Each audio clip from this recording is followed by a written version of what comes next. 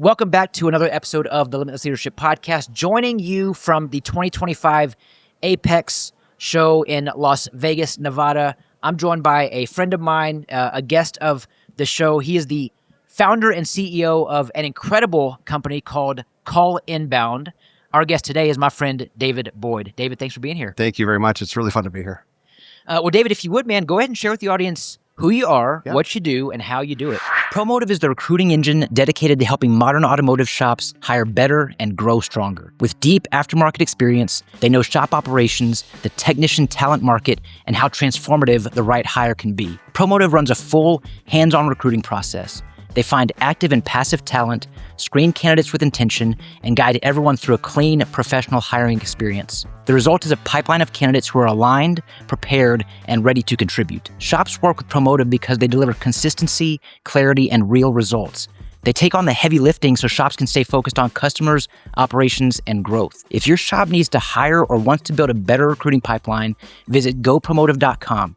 Start a search, schedule a conversation, and see why so many shops trust Promotive to find the right technicians. Great. Well, my name is David Boyd. I own and operate Call Inbound. We're a voice communication company. VoIP is a common term, voice over IP. So I do voice communication.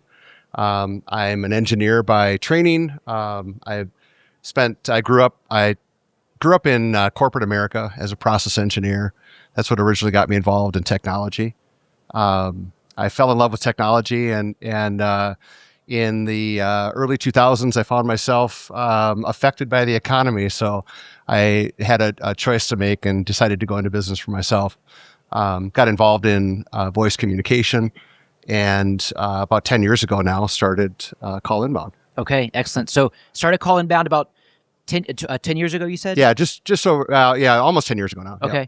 And then something about your company that's different from other VoIPs, if you will, is your team is from the industry. Correct.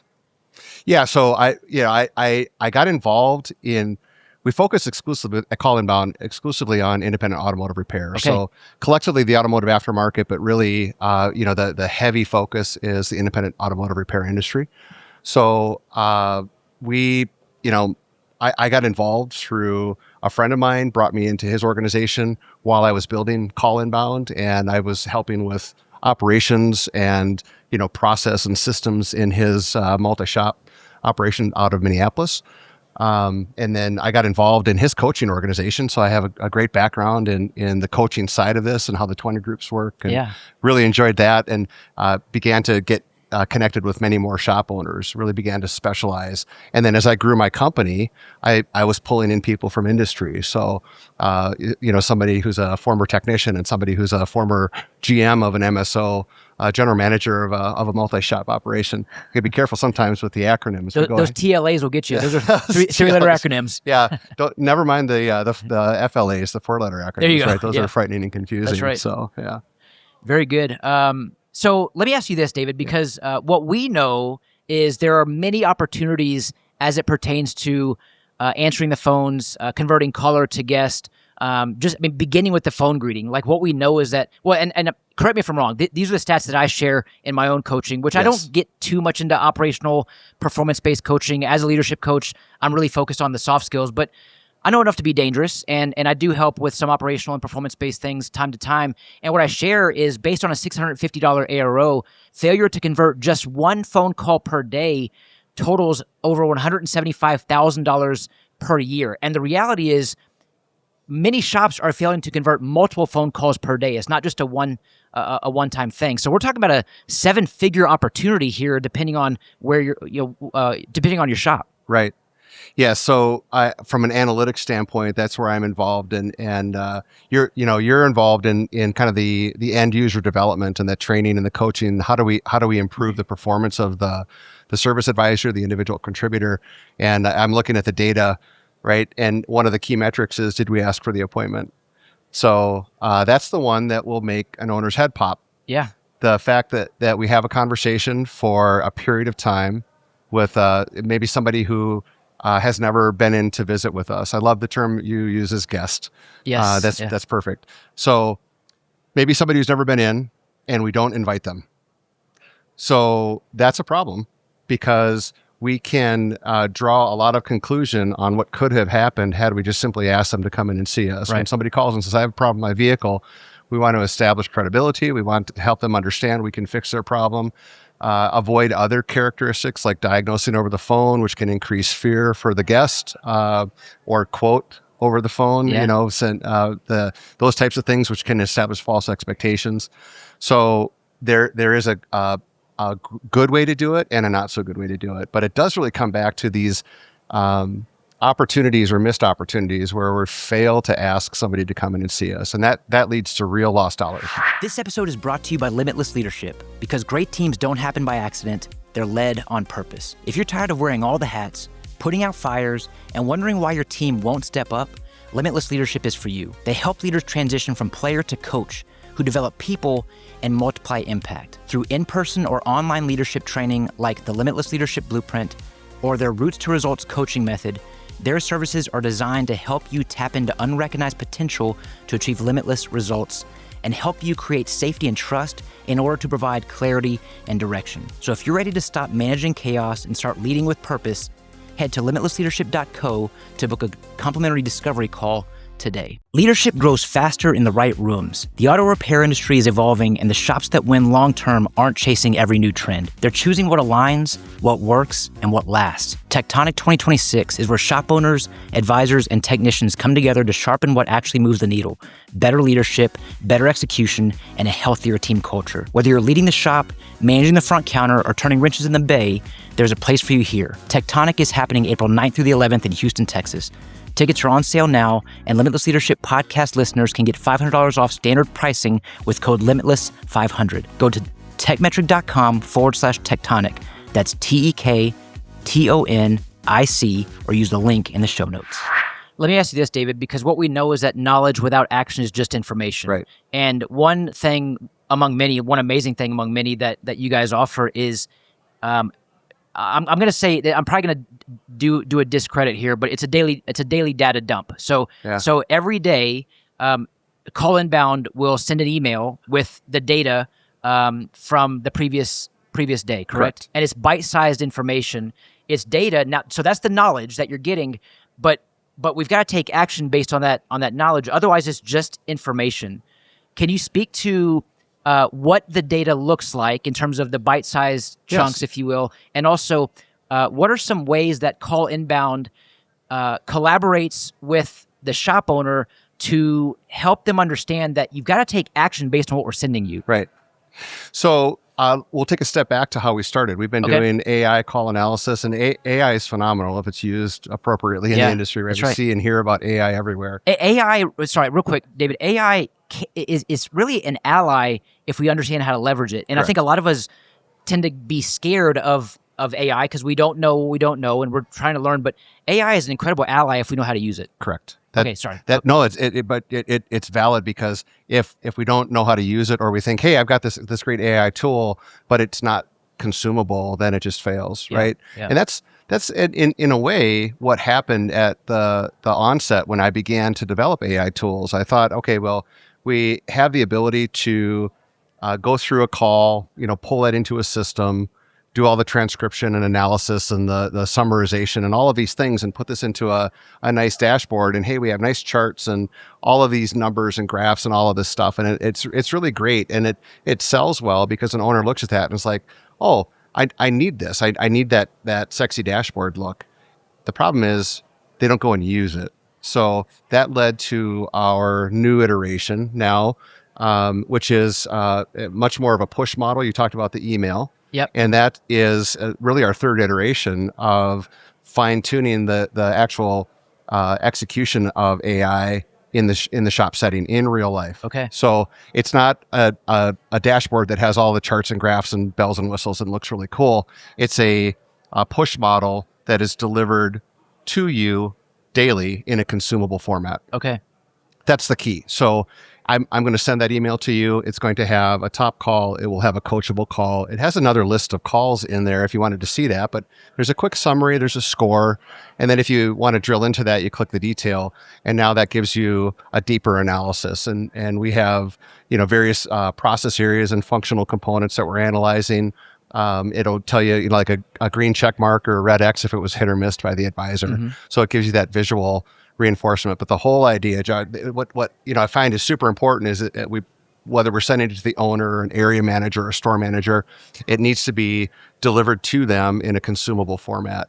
Once that happens, now they look at it. So what we commonly hear is like, yes, I see this daily.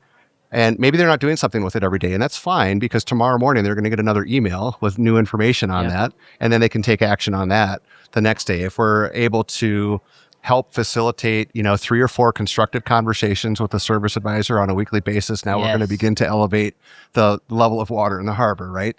So that's the real magic of this push format. It's consumable, it creates consistency, and what I always tell my audience is consistency wins.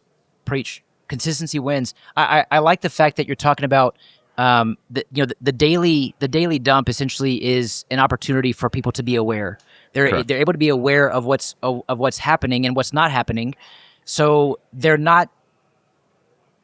Let me back up for a second. So they're able to be aware of it. So now they can take action on it, and it's an opportunity for that team member to be more engaged in the processes that we understand are currently opportunities that are being lost.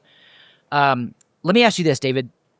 Whenever I do, which is not often, but whenever I do phone skills training or coaching, one of the things that we talk about is menu priced items. So when someone is calling and asking for the price of an oil change or an alignment, these are menu priced items. So for the most part, you can provide a price over the phone with a menu price item. I'm not going to suggest that that's the best practice, but if someone calls and asks for the price of a menu price items, now it's an opportunity for us to share what our differentiating unique factors are. Correct. Right? So when someone calls 4 different shops and they're asking for the price of an alignment, and the first 3 shops say, yeah, our alignments are $79.99. Right. Okay, great. Click. Yeah, our alignments are $99.99. Okay, great. Click. They call a third shop. Our alignments are $119.99. Okay, great. Click. They call your shop, David Boyd Automotive, and what you say is, absolutely, with our alignments, we're going to put your vehicle on the latest laser-guided Hunter alignment machine, which means we can get your vehicle more accurately aligned than anyone else in town and get your vehicle out of here quicker than anyone else in town, right?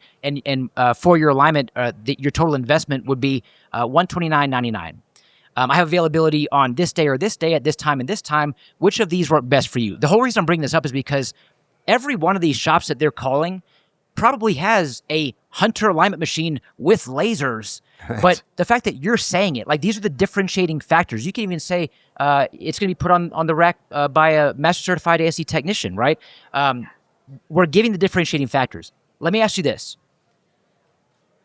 What are the differentiating unique factors that call inbound offers that perhaps others don't? It's great. And what you're talking about is value versus feature, right? Okay, that's right. When somebody's calling the shop with their concern about their vehicle, they're either going to ask a price question or, do you do X, Y, Z? And people will say, yeah, we have this feature. So I don't talk about features of what we do. My digital communication platform has 100 different features, and I will absolutely bore you to death if I try to go through and tell you what all those features are. Well, how much time do you have? So what I want to do is communicate to you that I understand who you are and what you do. And I also want to help you understand that I am part of the industry. I work in the industry. I have very extensive operational and systems experience in automotive repair. That gains trust, right? That builds trust. So, and if we talk about like, no trust, which is, a common moniker around, developing this relationship, I want to help communicate to you that we are part of the industry. We work together. And if I'm able to help you understand that sorry, I lost my train of thought there for a second. Good. I hope you can edit that out. Yeah, we can do it. So, folks, if you're listening, I'd encourage you to tune in and watch this episode. We are, as I shared, at the 2025 APPEX Show in Las Vegas, Nevada, and we are currently experiencing some technical difficulties, and so we're trying to work that through while we're all going live. Are we good to go, Braxton? Excellent. Okay. I saw you hitting the buttons over there. Your screen is going, and Braxton's over here. Squirrel, right? Yeah. Plus, it's day 3. I mean, we've been doing this for. Everyone's tired, but hey, we're gonna The show must go on, This right? show must go on. Yeah. So let's come back to Sure. center here, and we'll talk about what's the unique and differentiating factors about call inbound. Uh-huh. So being part of the industry is really important. My team is from the industry, so I think we talked a little bit about the importance of having the people that are on my technical support team and my implementation team. They're from the industry. My account manager, the gal who heads up our client success department, was manager of a multi-shop operation out west. Okay. So the reason that's important is because one, we understand the industry, and two, we understand the significance when there's an issue, something that you need to have handled, or a question that you have that's top of mind. It's important for us to address that Sure. in the context of how does this affect you as an independent automotive repair shop owner. It's also, I got to assume that it's also one of the reasons why when you do send the daily email, Mhm. it's not just boatloads of information, because you all understand the environment of a shop. It's a grind. It's a long hours, grueling, a lot of things going on, right? A lot of moving pieces are happening, and it Correct. feels like we're trying to multitask, and humans simply are not designed to multitask, not effectively anyway. And so you're able to send just a quick daily email with a bite-sized chunks, Right. instead of just a massive amount of content behind it. It's important, and the analysis that goes behind that, the analysis that we do, Uh-huh. is relevant to the particular process, right? So the appointment setting process, the sales process, it's relevant to the way that it normally works in the typical shop environment, Yeah. and it's customizable as well. So if you have something that you do differently, then we have the ability to adapt. That's huge. Of course, That is yeah. huge. I love hearing that. Let me ask you this. It's a leadership podcast, and I want to always tie things into leadership. That's what we're here for. That's what we're here to learn more and grow through. How can we utilize this resource, Call Inbound? And by the way, we can get resources at the click of a mouse, but it's up to us to be resourceful. Right. How can we utilize this resource to grow and develop as leaders within our shop? I think it's important to have a if we look at training and development of our service advisors, it's an important function of a shop owner or a manager. As a leader in the shop environment, I need to have information available and context available in order to have a constructive conversation with my advisor, right? That's great. Yeah. Who's the individual contributor that I'm trying to train and develop?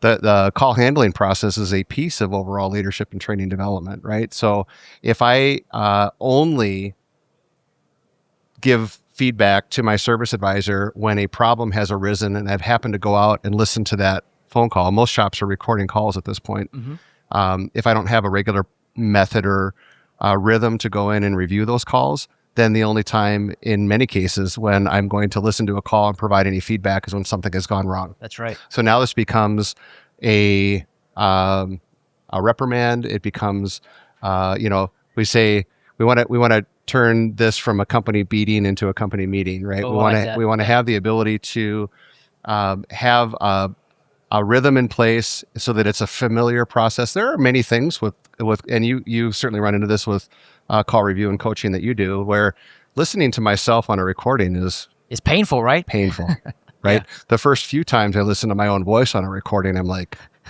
I sound like that. What? Yeah. So we have to get over that part before we can have any real constructive training and development happen. So if we're driving this rhythm now, this is how I use these as tools to drive training as a leader in my shop. Yeah. I love that you shared that, and great point, by the way. For a lot of folks who have never heard themselves on a recording, the first time that they do, it is you start getting a little sweaty. It's like, Yeah. geez, this is painful. But this also allows you to create a culture of coachability in your shop. So you're being proactive with the training, Right. and the subsequent coaching, and you're receiving it as feedback. It's not criticism, condemnation, and judgment like it could be received if you are coaching in the moment without without a resource like this. Right.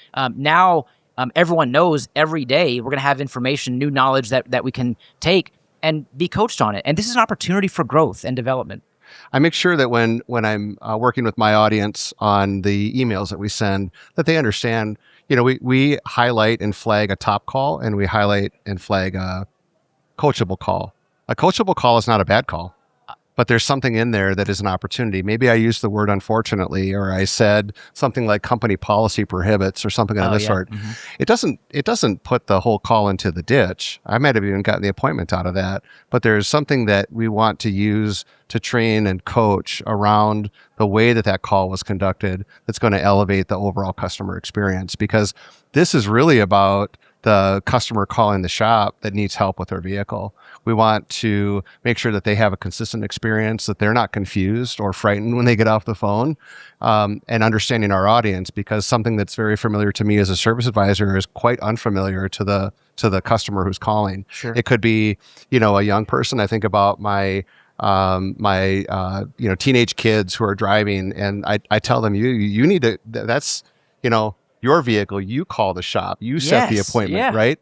And they haven't, and they're uncomfortable with this. It's So, empowerment. right. So, but the first time they do that, I'm thinking like, what is their experience with a service advisor? Yeah. What are they asking for? How are they asking for it? Like my kid, right? So, but that translates to many other people's experience as well. So what are we doing to empower the service advisor and train them and help them put themselves, in some way into the customer's shoes, so that they know what that experience is like? I have a very unique perspective. I'm not a technician. I've not been a service advisor. I work operationally in the industry. So a lot of my experience is as a customer of the automotive repair process. Yeah. Right. So I always learn something every time I call to schedule service for my own vehicle. And now I use that and adapt that into this call analysis that we do. I would venture to guess, David, now maybe I'm biased because I'm actually very similar to you. Yeah. I'm more of a, I don't know automotive like our audience does. But I'd imagine that this gives you the opportunity to see things from a different perspective that perhaps a lot of industry folks might be missing. Sure. Maybe it's a blind spot for them, and so you're able to see things differently and move accordingly. Let me ask you, David. The first question I ask every guest on this podcast is always, "What does leadership mean to you?" How would you answer that question? This is I love the question. I'm glad that you ask everybody this. I've heard some of your podcasts and have heard some great answers. What leadership means to me is it's really two-part. It's what is my role as a leader, and then how do I subject myself to leadership? I look at both of those from the perspective of servant leadership. And I know that that's a term that has been mentioned on your podcast before, but servant leadership is important to me, and it takes on a wide variety. Sometimes you hear in a religious sense service or servant leadership, and in a professional sense servant leadership, but it really is it's a mindset to me that as a servant leader, I want to subject myself to authority, and meaning subject myself to someone else's leadership. Mm-hmm. I have mentors in my life who are trusted, that I submit myself to them. Yeah. And I look for characteristics in their leadership. And then I try to adapt and adopt those characteristics in the way that I lead people. And that servant leadership is profound, because if I look at leading somebody in like authoritarian, you are going to get in line because I'm the boss. Mm-hmm. It doesn't matter if it's my wife or my child or my employee. That creates a barrier. Sure. Because now they're feeling subjected to the demand and the command. So if I will demonstrate that, one, we're in this together, I'm going to lead you down this path, and I'm going to show you that not only am I asking you to go down the path, but I'm going to go down the path with you and demonstrate that through my actions and my words, even if a mistake is made. And I think the biggest opportunity as leaders that we have is how are we going to perform, respond, and react when mistakes happen? Yeah. And how am I going to develop somebody that is under my authority or under my leadership? And how does the conversation happen? How are we, reprimand can happen in a lot of different ways. Leadership isn't always about reprimand, right? It's about growing together. And I try to, internalize that. And I make mistakes. I think another characteristic of a good leader, and I see these mentors do it in that are part of my life. But if I make a mistake, do I own that to my kids, right? If I Yeah. make a mistake in Yeah. parenting, I chew them out for something or lose my cool with my wife. How do I respond to that? And do I demonstrate my leadership through my own personal accountability? Things are often caught, not taught. Yeah. I can relate to. It's funny because just this morning I was on did another interview. We were talking about kids, and right now our kids are 3 of them are teenagers, Yeah. and suddenly when they became teenagers, I knew nothing. Like I'm not smart anymore. Dad doesn't know anything, and I'm like, man, I thought I knew some things, and now my kids know. Suddenly I don't know anything. Anyway, all that to say this: my hope and prayer, quite frankly, is that the things that my wife Jean-Vier and I are doing, it's sometimes it feels like we're telling them over and over and over and over again. The good news is I know they're catching it. Yeah. May not look evident right now, but I know they're catching it. Here's a question for you. Yeah. How does it feel to have listened to this podcast multiple times before, and you've heard a lot of great answers to that question that I just asked, but you come in here and just drop the mic with one of the best answers that question has ever had. Well, thank you for that. That was strong, man. I love that. It's not rehearsed, I promise. It's the core of my belief system. Yeah. I think I have an emotional perspective or emotional response when I think about leadership, because I've had so many great leaders in my life, and Yeah. I'm getting emotional. Yeah. Is that okay on your show? Absolutely, man. Yeah, I appreciate that. Hey, we connect through authenticity, humility, and vulnerability, David. Amen. I mean, Yeah. so yeah, man, I speak from the heart. Like Yeah. this is what I love and appreciate about you. So one of the most significant things that, I look at my whole experience as being a dad, like how many profound mistakes have I ever made? Yeah. And to have my, I'll take a deep breath here if you don't mind. Come on, go for it. Have my now 21-year-old son reach out to me and say, hey, you do this with your men's group. You've done that for a lot of years. I've seen how important that has been, and that's my mentor group, right? Mm-hmm. I submit myself to their authority and their influence in my life as mentors. And Yeah. at 21, he says to me, I want that in my life. Oh, goosebumps, Right. man. And it was profound. So, what made me think of that was where you said it's caught, not taught. I didn't tell my kids go out or my oldest son in this case, I didn't tell him go out and, find a group of trusted men that you could be transparent with. He saw that in my life and how important that has been to me over the years. And he on his own decided, hey, that's something I want. I saw my dad do that. And how many dads, listening here, or moms for that matter too, are proud that their kids have seen the good and the bad. Yes. And they're making decisions now as they go into that season of life as adults. And, we can step back and say, boy, I joke with my wife about it because I'm like, my kids make me look like a good parent. You're a great parent, David. I appreciate that. And I feel like, as a parent, I don't know if you go through this, we talk about this as parents. I feel like I focus on all of the mistakes I've made as a parent, all the mistakes I've made as a husband. We're good people. Yeah. So I think that's super important, and we need to give ourselves that latitude and permission to say, I've done this well, and I see what how this is playing out in my employees' lives, and my wife, and in my children. I love that aspect about and thanks so much for asking the question. What does leadership mean to me? Yeah. That's the full picture.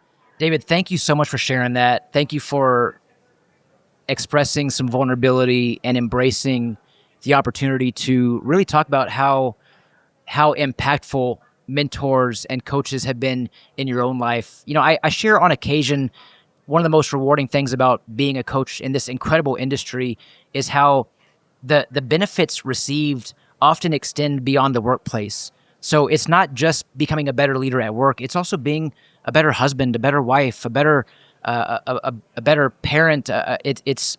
I've had folks who have literally on calls broken down and talked about how this coaching has saved their marriage. This coaching has helped repair their relationship with their grown children. Yes. And I want to say this too, as a coach, who has a coach, because I think everyone should have a coach.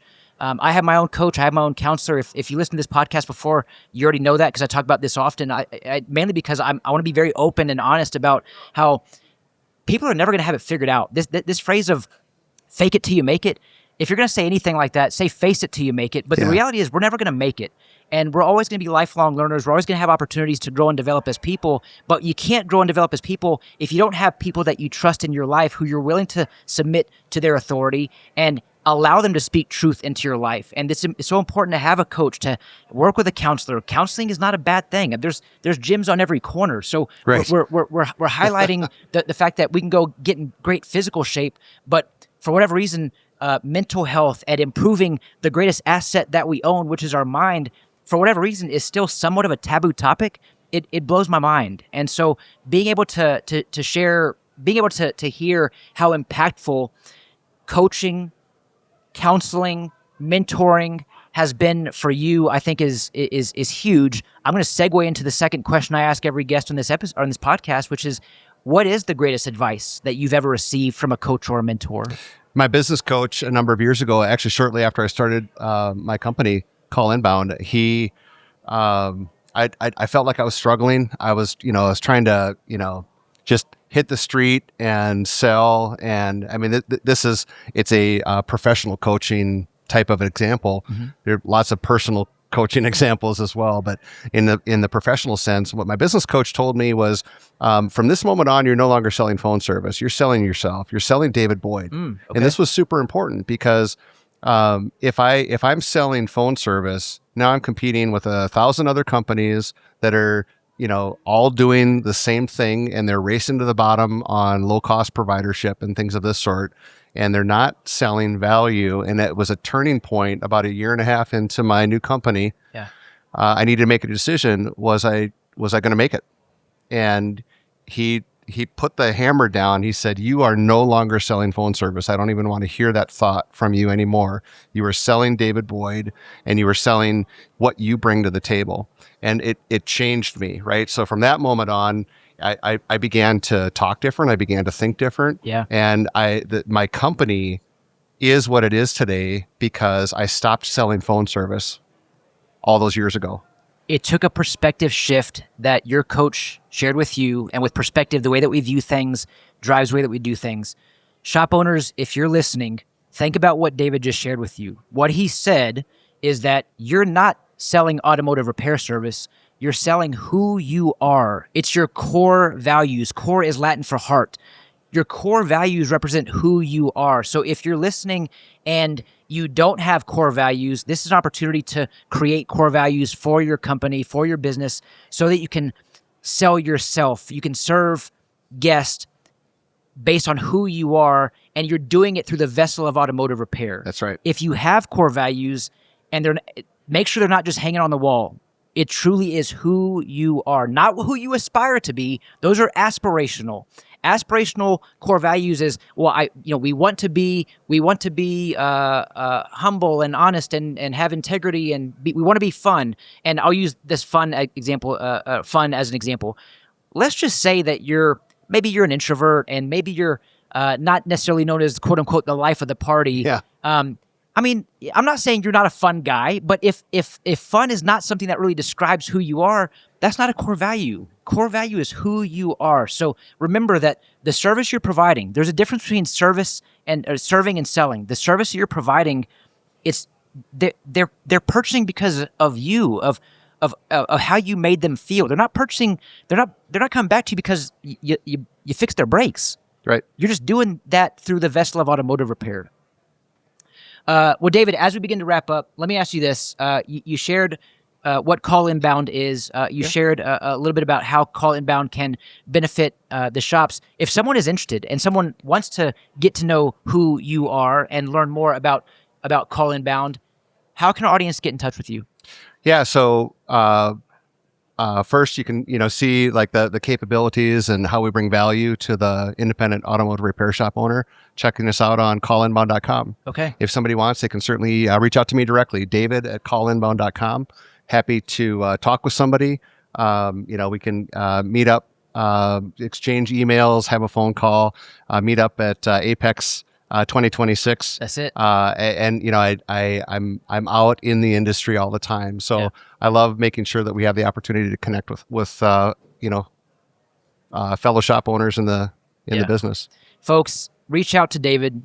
Get in touch with Call Inbound. Go to callinbound.com. I promise you will not be disappointed. David Boyd, thank you for joining us on the Limitless Leadership Thank Podcast, you, Josh. my friend. It's been a real pleasure. Thank you. Likewise. And thank you for tuning in to another episode of the Limitless Leadership Podcast. As you know, every episode, we look to transform our leadership skills by tapping into unrecognized potential to achieve limitless results. So thanks again, everyone. Have a great day. Don't forget to smile today. Tell your loved ones how much they mean to you. I'm Josh Parnell, reminding you to keep leading well.